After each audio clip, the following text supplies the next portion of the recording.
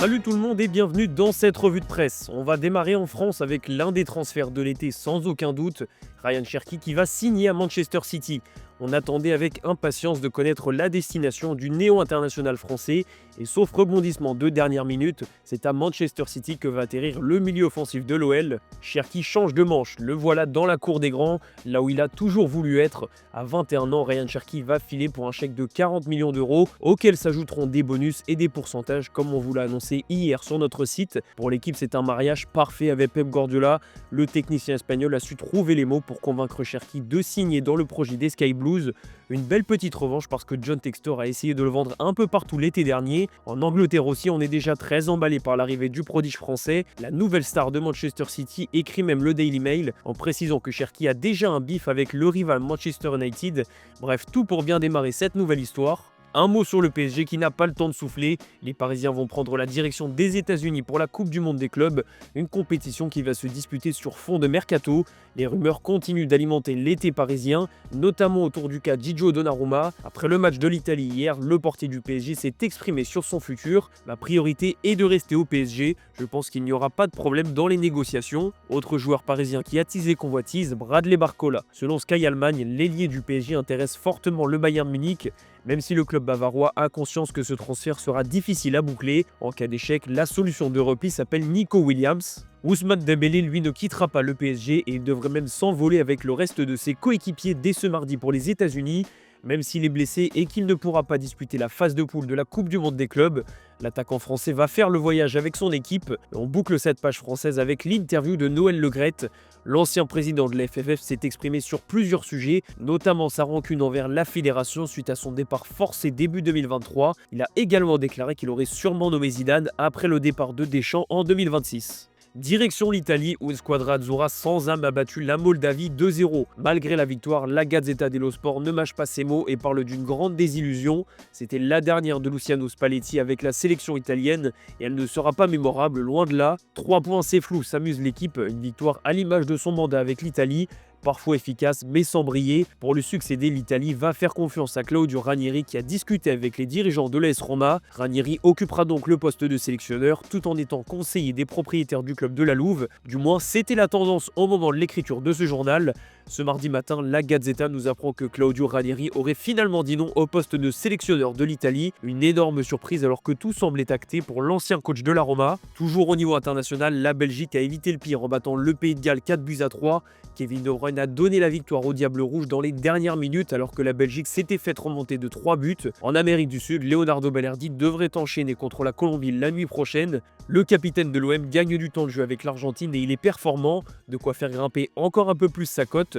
Justement, la Gazzetta dello Sport évoque aujourd'hui l'intérêt de la Juventus. Igor Tudor, son ancien coach, l'apprécie et la Juve pourrait tenter d'inclure un joueur dans l'opération. On parle de Samuel Mbangula, l'attaquant belge. On file en Angleterre, opération reconquête pour Thomas Tuchel et ses joueurs ce soir contre le Sénégal. Après la victoire 1-0 seulement contre Andorre, l'Angleterre doit gagner et avec la manière contre une belle équipe du Sénégal, Tuchel a un mot d'ordre, jouer avec le sourire. C'est sa façon à lui de motiver son équipe et de les faire avancer dans le même sens. Pour ce match, on devrait retrouver Bukayo Saka titulaire. L'ailier d'Arsenal va retrouver le 11 de départ en sélection pour la première fois depuis décembre dernier.